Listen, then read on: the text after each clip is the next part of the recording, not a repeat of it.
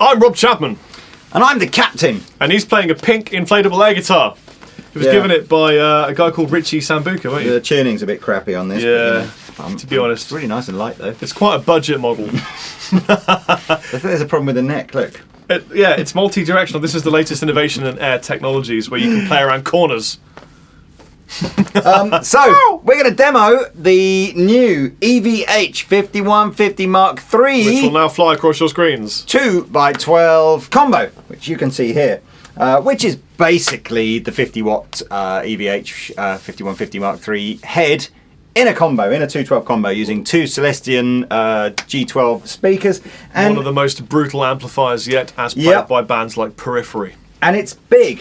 It is big. You'll see a sweep over at some point, but it comes in at a whopping 84 pounds. Wow. Which is, if my brain and maths is correct, is not far short of about 40 kilos. Well, it's about a Fender Twin, isn't it, then?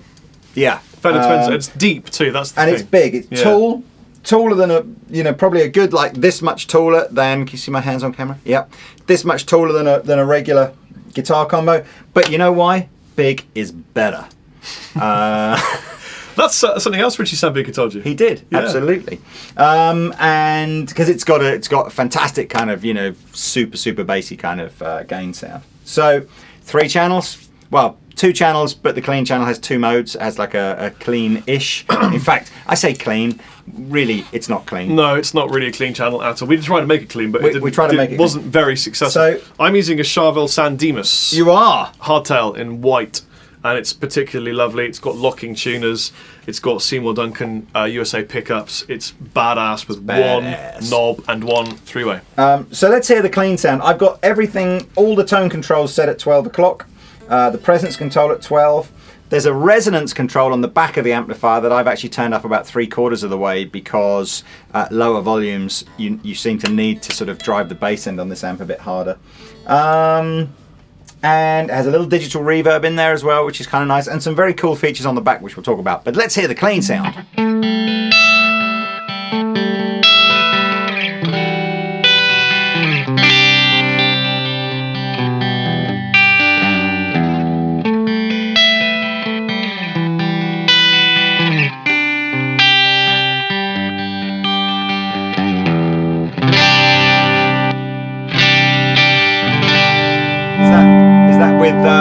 The volume back down, or is that no? That's full volume. Oh, okay. I'll now back down the volume slightly. So here's.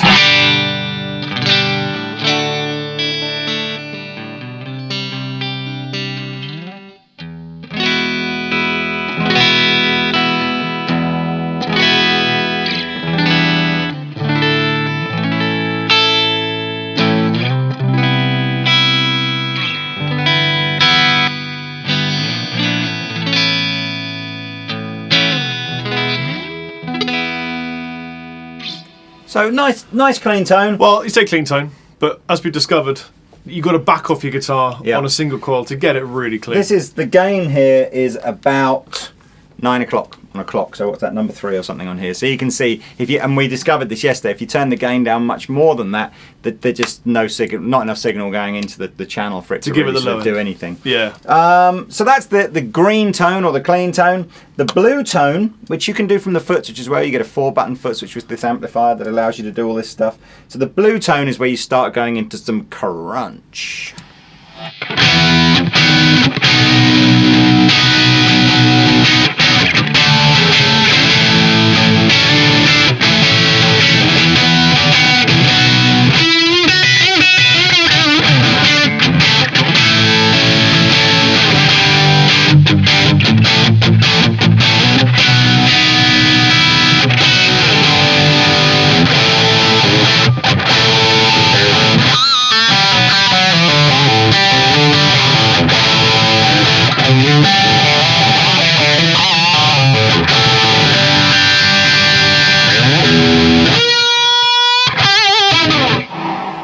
That does sound fantastic. Yeah, they're great gain sounds, these amps.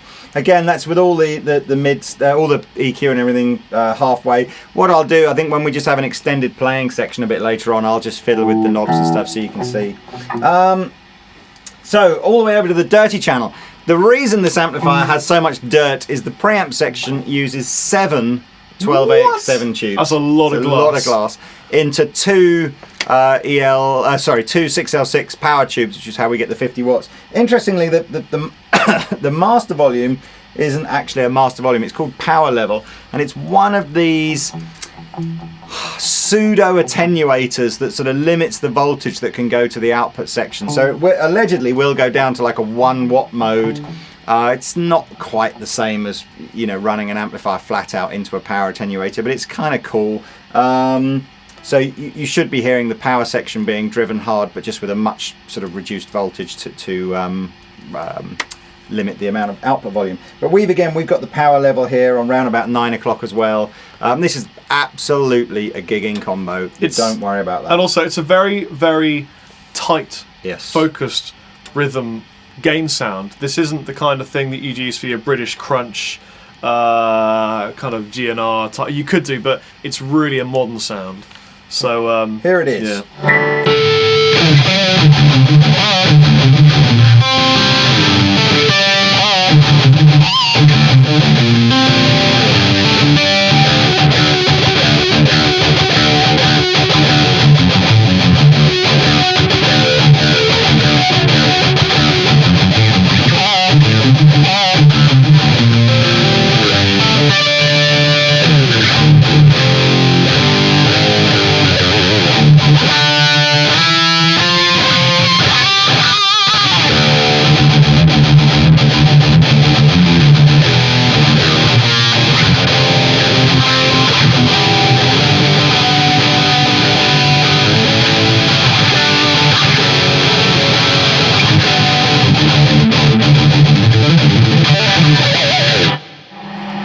It's tight.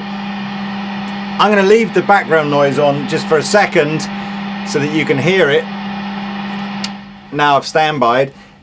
You probably will find that using some sort of noise gate pedal with this amplifier is the way to go if you want to use very high gain and loud, because that's just how much noise there is basically. Yeah. We had a lot of gain there. We could have dialed the gain back. Yeah, but I've had quite a lot of success in the store with one of the mkIII noise gate pedals. I forget which one it is. I think they only make one or two. So it's, but basically, where the idea is that they do two actually. I think one where you're going through the front end, and one if you can go through the effects loop with it. And essentially, the idea is when you stop playing, obviously it does cut out a lot of that noise. So if you're a very high gain sort of technical player, and you've got lots of kind of stops in your playing, so you might be da da da stop da da da. In that gap where you're not playing, if you really want to get rid of the noise, then yeah, use this with a noise gate, and it'll work very, very well. So should we try some lead? Let's try some lead. So the gain is at about 12 o'clock here, so I don't think I'm going to dial any more gain. I might just fiddle with the EQ section whilst Rob is playing. I'll adjust the volume on the guitar as well and change the pickups. Okay. Here we go.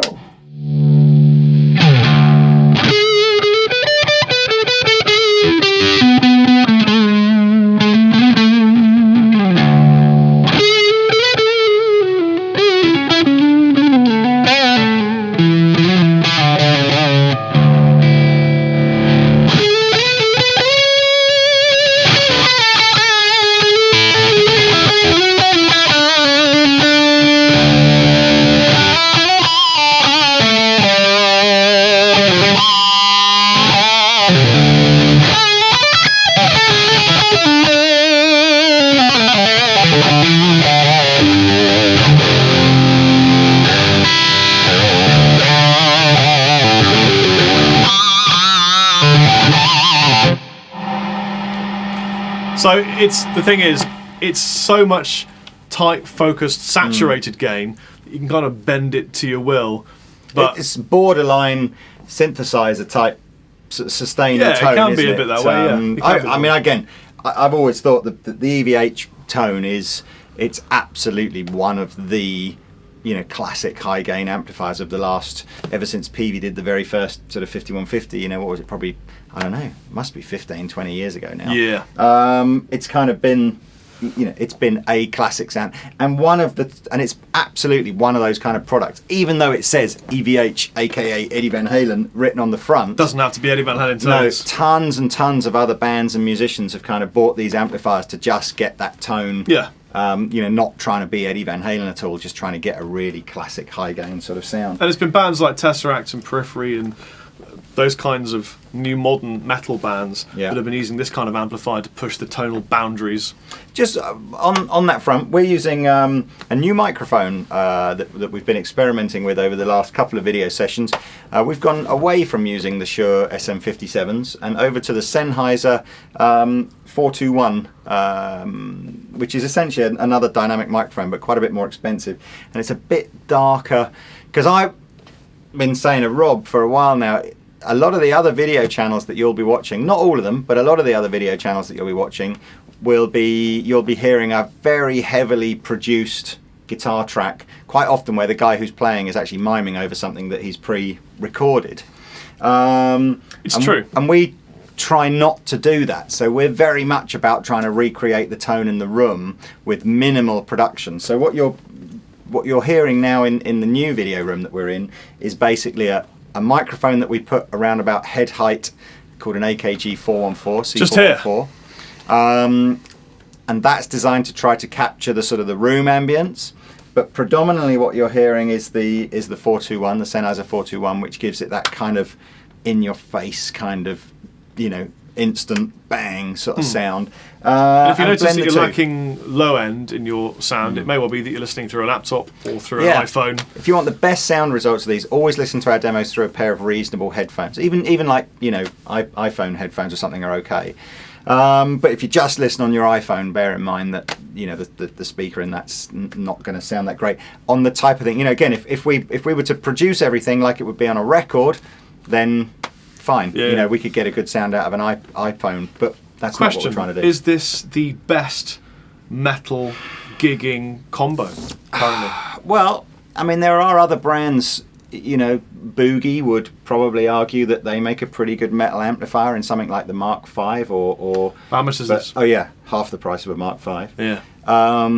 Brands like Engel, Marshall would say, if you get the right tone and but the JVM range for sure is right up there for metal gigging. But I don't know, for my money, I'm going to give this 4.5 stars. I think so. I think for modern metal, well, I say that, you say modern metal, of course Van Halen is anything. He's not modern metal at all, really. I suppose it was back in the day, but he gets a killer sound. So I guess American rock and metal. This is a bad boy. What's the retail value on the combo? These are about £1,100. So money wise, similar sort of money to something like a Marshall JVM. Let's do some more tones with Rob. Then we'll have a quick talk about what's on the back panel, and then that's it. On to the next video.